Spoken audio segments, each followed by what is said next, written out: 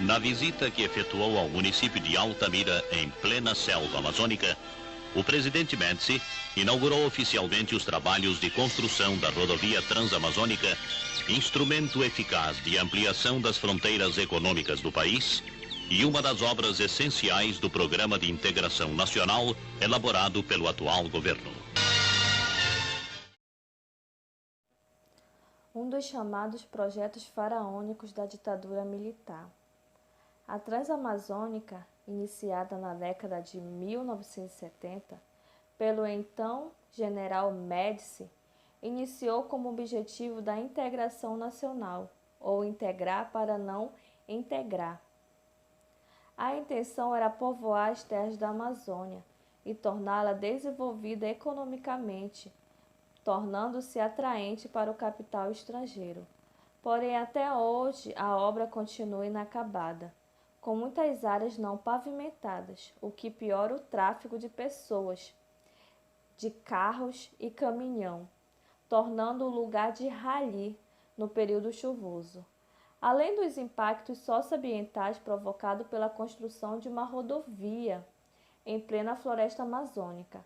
Sua extensão percorre os estados da Paraíba, Maranhão, Pará e Amazonas.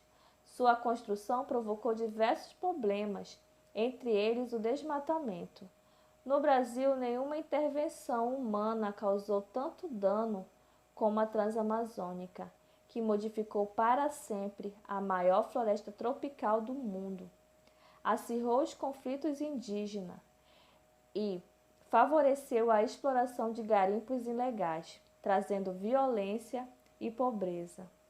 Em Altamira, a 450 quilômetros em linha reta de Belém, uma mega obra estatal como a hidrelétrica de Belo Monte vem aprofundando impactos negativos na rodovia, como o encurralamento de populações indígenas, acelerando o desmatamento e ameaçando essa população de forma permanente. Entre as duas pontas da rodovia predominam paisagens de pasto subutilizado, intercalado por unidades de conservação de terras indígenas, que vivem sob pressão de madeireiros e garimpeiros, além de grandes queimadas que acontecem todos os anos no período de seca. A maioria da população ao redor da rodovia sobrevive do comércio ilegal, do ouro e da madeira, cujos lucros compensam os custos da extração. Em remotas áreas protegidas, não há uma ação fiscalizadora permanente, e esse é o cenário que faz parte do cotidiano amazônico. Diversas pessoas de diferentes lugares e culturas vieram para a região da Amazônia à época da abertura da estrada, em busca de uma nova oportunidade de trabalho e de refazer a vida, sobretudo nordestinos e sulistas. As duas cidades aqui citadas exemplificam bem os desdobramentos das relações sociais no contexto da abertura da estrada, Novo Repartimento e Brasil Novo. Novo Repartimento tem esse nome pois surgiu de um conflito entre operários de obra e indígenas, que dividiram as porções da terra por um rio, cujo deram o nome de repartimento, formada sobretudo por nordestinos oriundos do Ceará e de Pernambuco. A cidade carrega até hoje elementos culturais da região nordeste do país, assim como várias famílias oriundas de operários e outros trabalhadores que fincaram raízes na região. Já Brasil Novo surgiu de uma agrópolis originada de funcionários da empresa privada que prestava serviços ao governo na época da abertura da estrada. Também essencialmente nordestinos, com alguns funcionários paranaenses. Agrópolis é um conceito de ruralidade dentro da área urbana. Então se tratava de uma proposta nova e que até então tinha dado certo, pois havia um crescimento notável. Cabe destacar que, devido à falta de assistência do governo ditatorial a essas questões excepcionais, a qualidade de vida nesses até então povoados era bem reduzida, embora as empresas tivessem dado assistência em algum momento.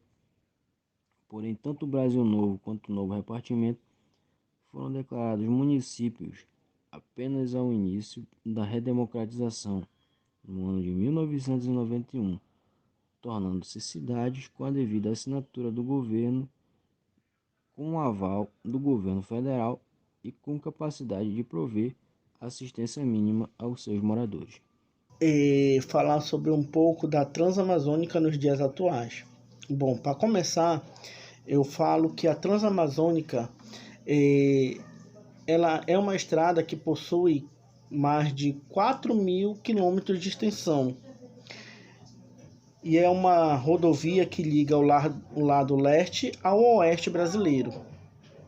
Essa rodovia ela corta 7 estados entre o nordeste brasileiro e o norte do país, que são os estados da Paraíba, do Ceará, do Maranhão, do Tocantins, Piauí, Pará e Amazonas. Esses são os 7 estados que a extensão da rodovia ela vai cortar, tá? E esse empreendimento inicia-se ainda no governo militar e representou e ainda representa muitos problemas ambientais, sendo que parte dela é asfaltada e a outra parte não é, né? Ainda tá é uma parte que ainda está na pissarra, né? Com chão batido e o que complica, né? Vai complicar, né? O tráfego de veículos nesse trecho que não é asfaltado, onde no período de estiagem a estrada fica muito mais poeirenta, né, durante o trânsito de veículos. E no período chuvoso, a estrada fica intrafegável, né, porque é muita lama e onde forma-se muitos atoleiros, né, muitos veículos, caminhões e veículos pesados até, fica atolado ao longo da estrada. A retomada das obras, né, ela, após mais de 35 anos, né, do início desse empreendimento na Amazônia, ela foi retomada nos governos do PT, né, mas paralisou em 2013. E após os últimos 6 anos de paralisação dessas obras, foi retomado em 2019 no governo do presidente Jair Bolsonaro, né? Porém, desde do período militar até nos dias atuais, esse empreendimento representa inúmeros impactos ambientais, dentre eles conflitos com madeireiros, garimpeiros e indígenas pela posse da terra, né? E esse conflito, né,